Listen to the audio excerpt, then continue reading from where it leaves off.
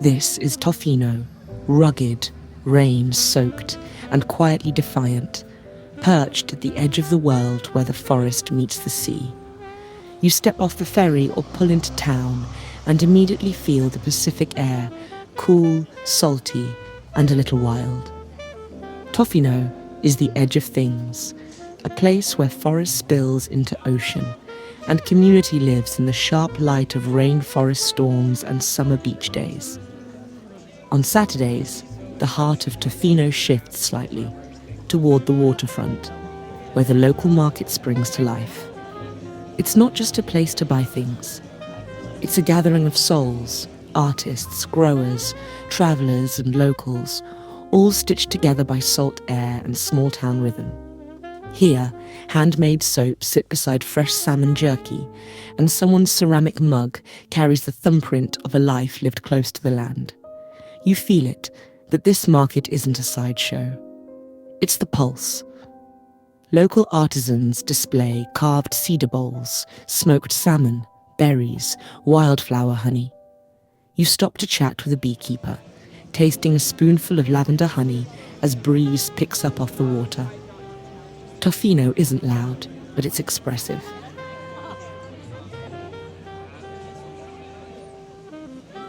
Wander the harbourfront. Weathered pilings reach into glassy water, fishing boats tied alongside small shops and cafes. It's quiet here, the lull of tide and seabirds replacing the city's hum. You get the sense that Tofino was built not for convenience, but for patience. Local First Nations, the new Charnulf people, have called Clayoquot Sound home for millennia. Their heritage is etched into the land, names, stories, salmon runs. You see clues in carved totems, clan crests, and respectful public art. It's a reminder that this place existed long before the tourist pamphlets. Stroll into downtown and you find a mix of wood-clad lodges, art galleries, and surf shops offering wetsuits and wooden boards. It's the kind of coastal surf culture that feels authentic. Raincoat or bikini, you're always ready for the next swell. Surf culture here is serious, but not pretentious. If you're watching someone take off at Cox Bay at dawn, you'll sense reverence for the ocean. Locals talk in swell heights and tides. They read the forecast like it's poetry.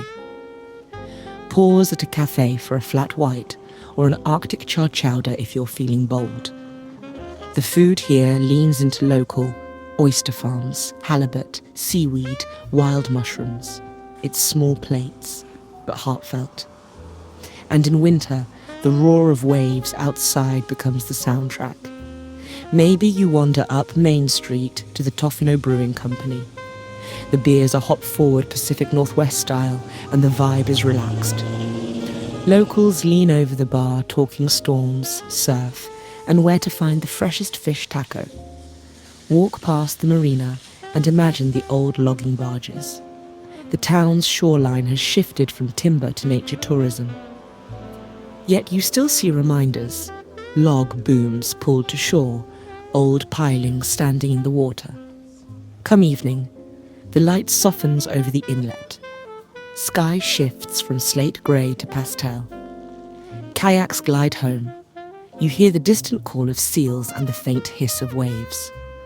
On a break, picture panoramic views from Long Beach, endless white sand, mountains offshore in mist.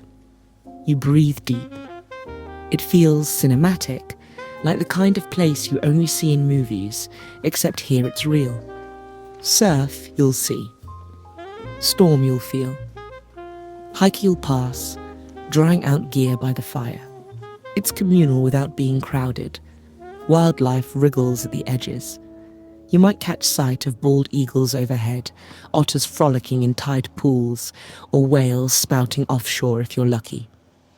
The ocean here feels alive. Seasons turn sharply here. Winter brings storms that test the shoreline. Summer brings crowds.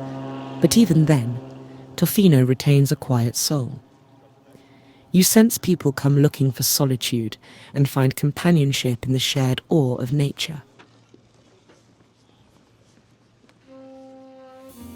Heading back into town, accommodations range from yurts and surf lodges to luxury cedar cabins. But distance never feels far. Breakfast in one small lodge, tide pools in another. Food culture here is resilient and respectful. Wild sea vegetables, foraged berries, smoked salmon, oyster farms. Locals respect the salmon return.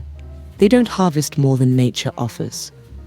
Cultural notes: there's a small museum and visitor centre that shares the region's indigenous history, log driving era, and the modern fight for rainforest protection.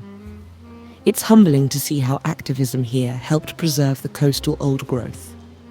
In conversation, you might hear stories of timber wars or the Clayoquot Sound protests of the early 90s.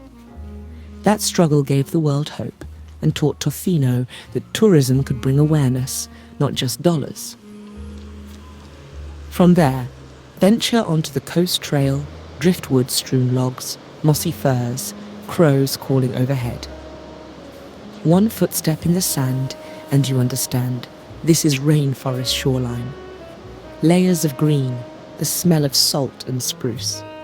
In the tide-fed kitchens, chefs create dishes that feel local and timeless. Sable fish roasted with local herbs, razor clams steamed in wine, or garlic bread toasted in beachside fire pits. The community gathers over meals, in tiny concert venues, in impromptu porch music sessions with guitars and harmonies carried on the wind. Winter months bring storm watchers. They park their cars at beaches and wait for wave bombs hundreds of feet tall. Some come just to feel rain pelt their face as the wind gusts. There's a paradox here.